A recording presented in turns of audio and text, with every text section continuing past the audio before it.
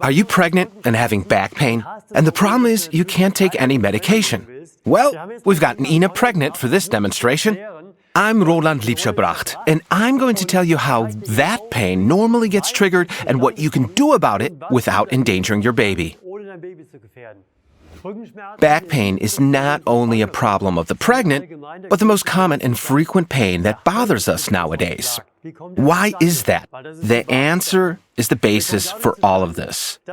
Well, it happens because when we sit, our hip flexor muscles and fascia become increasingly shorter. And then when we stand up, these contracted muscles pull us forward, and the muscles in the back respond by pulling back for balance.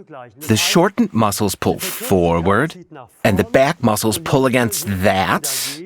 Now, as you can imagine, if something pulls you forward and something else backwards, where does all that pressure go? On your vertebral discs, of course, and that strains your back muscles, and they tense up, and they get hard, and that's what causes the pain. And that's already a problem, but for you, being pregnant, it's important to really understand that since there are forces in here already, even if you're not pregnant, these forces are active anyways. But now, add to all of this your baby, and that means there is, with advancing pregnancy, more and more weight here, which shifts the center of gravity forward, and so the back muscles must pull even harder against this. So, the normal pull forward due to shortened muscles and the counteracting muscles in the back, plus the additional pull from the baby and an increased pull from your back muscles, and that is your problem. That causes the pain. And if you've understood that, it becomes obvious what to do. The forces that developed in the front on account of the shortened muscles have to be reduced so that your baby, which has a certain weight, and that's quite normal, can grow, and you're still in a zone where you won't have any back pain.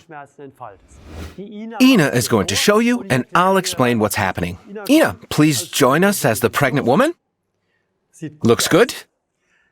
Get close to the wall without touching it with your belly, giving you enough safety distance. Place your hands on the wall a bit more than shoulder width apart for good support. We want you to have a stable stance, protecting your baby. Okay. Now, carefully move the area of your groin that is down here at this level forward. Very carefully. Don't lean back yet.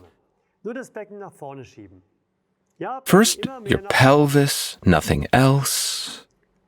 What's happening while you're doing this? We're pulling the hip flexor long, a muscle that runs across your stomach and, depending on how contracted that muscle is, leaves less room for your baby.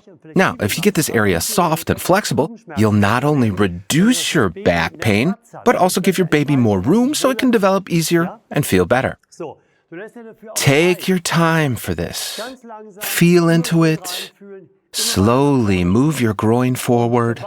And as soon as you get the feeling it's too tight for the baby, you just stop. Wait a second, and then continue to move forward. When you've moved forward with your groin a good distance, you start bending your upper body backwards. And depending on how you feel physically, you could also bend your head backwards. Everything that opens you up in the front is going to make you feel better as a mother, and the baby will feel that too. Because your well-being transfers to the baby just as much as your back pain affects your baby in the form of stress.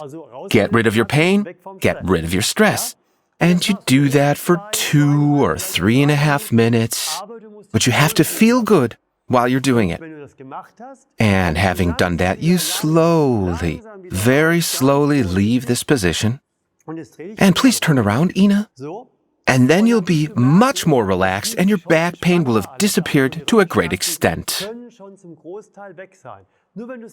By only doing this exercise for 2.5 minutes, not necessarily, but it often happens that quickly. And now, think about your tensed up back muscles caused by those shortened muscles in the front and the baby's weight.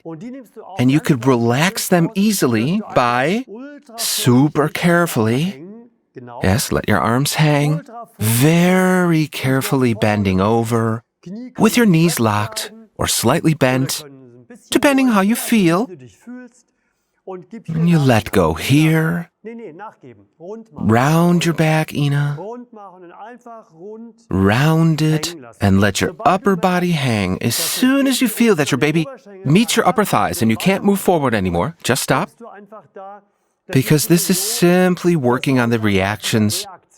They would relax anyway. This is just speeding up the process. And we come up again.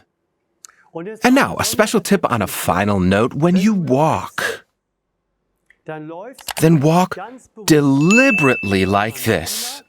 Ina, please follow me. No. Slightly to the side so people could see you. And when you step forward, your rear foot moves backwards automatically. And now make sure that your groin stays in the front when you walk, like this. And so every step you take together with your baby becomes a massage that has the effect that everything inside, everything that has been achieved by the exercise, is increasingly being worked into the system. And believe me, when your baby is in a relaxed environment without any pain, you'll feel better, and your baby will too. And so this feeling of well-being spreads across your entire body. Click up here for an explanatory video why stretching is so important, and you'll find some more things that will do you and your baby so much good.